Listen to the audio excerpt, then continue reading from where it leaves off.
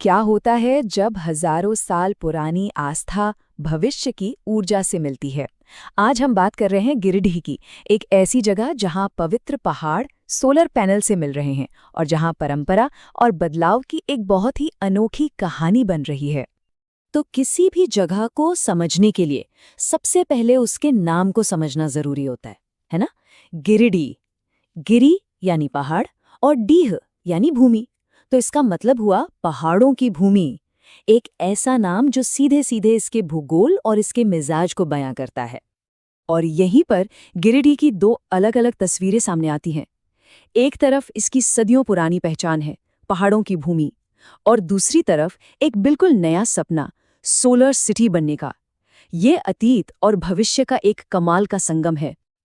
तो चलिए इन्हीं दो पहचानों को जरा और करीब से देखते हैं, और हम शुरुआत करेंगे इसकी बुनियाद से, इसकी गहरी आध्यात्मिक और भौगोलिक जड़ों से। अच्छा, इसकी गहराई में जाने से पहले आइए कुछ बेसिक फैक्ट्स पर नजर डाल लेते हैं।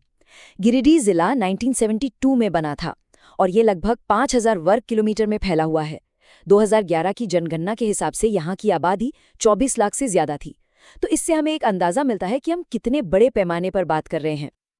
अब इस पहाड़ों की भूमि में एक चोटी ऐसी है जो सबसे खास है, और सिर्फ अपनी ऊंचाई की वजह से नहीं, बल्कि अपने आध्यात्मिक महत्व की वजह से। ये नंबर देखिए, 1365 मीटर। ये ऊंचाई है पारसनाथ पहाड़ी की, जो न सिर्फ गिरिडीह की बल्कि पूरे झारखंड राज्य की सबसे ऊंची चोटी है। पर जैसा मैंने कहा, यह सिर्फ एक नंबर या एक पहाड़ नहीं है।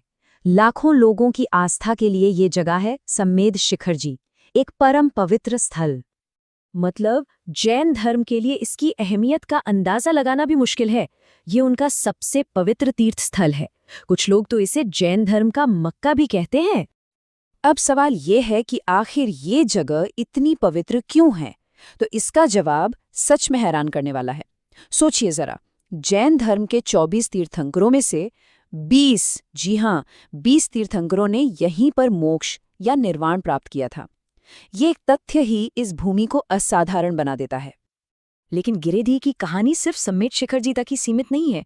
इस जिले के कोने कोने में आस्था और प्रकृति का अनोखा संगम देखने को मिलता है। जैसे कि झारखंड धाम, भगवान शिव का एक बहुत ही मशहूर मंदिर। और इसकी सबसे अनोखी बात पता है क्या है? इस मंदिर पर कोई छत नहीं है, ये सीधे आसमान के नीचे है।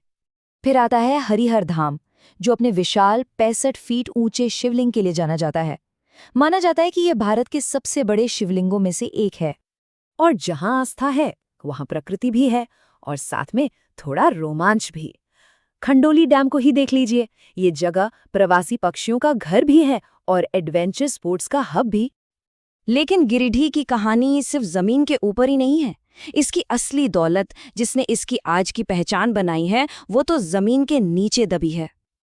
चलिए अब जरा जमीन के नीचे की दौलत की बात करते हैं, उन खनिजों की जिसने यहाँ की अर्थव्यवस्था को गढ़ा है। तो गिरिडीह में मुख्य रूप से दो बहुत जरूरी खनिज मिलते हैं। एक है माइका, या जिसे अभ्रक कहते हैं। यहाँ का रूबी माइका तो दुनिया भर में मशहूर है। और दूसरा है कोयला, वो भी हाई ग्रेड कुकिंग कोल, जो स्टील बनाने के लिए बहुत जरूरी होता है। और अब कहानी में आता है एक बहुत ही दिलचस्प मोड़। गिरिडीह अपनी कोयला खदानों की पहचान से आगे बढ़कर सोलर पैनल्स के भविष्य को गले लगा रहा है। बिल्कुल, ये है जिले की नई पहचान। गिरिडीह को झारखंड की पहली सोलर सिटी बनाने का काम चल रहा है। अपने एनर्जी के भविष्य को पूरी तरह से बदलने की एक बहुत बड़ी पहल। और ये प्लान सिर्फ कागजों पर नहीं है, ये काफी एम्बिशियस है। पहला स्टेप, जितनी भी सरकारी बिल्डिंग्स हैं उन सब पर सोलर पैनल लगाना। और फिर अगला बड़ा लक्ष्य है कि हर घर तक सोलर पावर पहुंचे। अब देखिए, ये जो आगे की सोच है, ये हवा में नहीं आई है। इसकी जड़ें विज्ञान और लीडरशिप की विरासत में हैं। महान वैज्ञानिक सर जेसी बोस ने अपनी जिंदगी के आखिरी साल यहीं गुजारे थे। उनका घर आज एक साइंस म्यूजियम है। इतना ही नहीं, इंडियन स्टैटिस्टिकल इंस्टीट्यूट की एक ब्रांच भी यहाँ है, और झारखंड के पहले मुख्यमंत्री बाबूलाल मरांडी भी यहीं से थे। तो ये सारी बातें हमें एक बहुत बड़े और ज़रूरी सवाल पर लाकर खड़ा कर देती हैं। एक ऐसी ज़मीन जिसकी पहचान हज़ारों साल पुरानी आस्था से जुड़ी हो, क्या वो आने वाले कल के लिए, एक सस्टेनेबल भविष्य के लिए एक मिसाल बन सकती है?